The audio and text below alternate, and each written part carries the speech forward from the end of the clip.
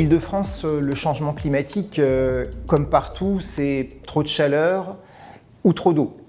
La taille de la région, c'est 3% du territoire national, mais c'est 20% de la population. Donc on a une concentration de population qui fait qu'effectivement, quand il y a un aléa climatique majeur, comme une canicule très forte ou une inondation, c'est beaucoup plus de personnes qui sont touchées au kilomètre carré.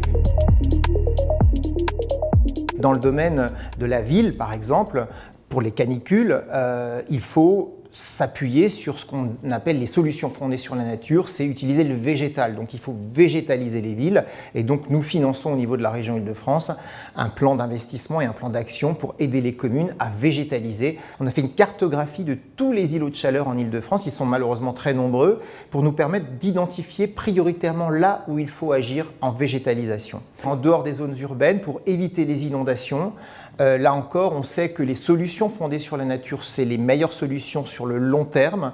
Créer à nouveau des zones humides, des zones d'expansion de crues, c'est la solution la meilleure parce que c'est des éponges naturelles en amont des cours d'eau qui évitent que dans les villes, les cours d'eau débordent et inondent les villes.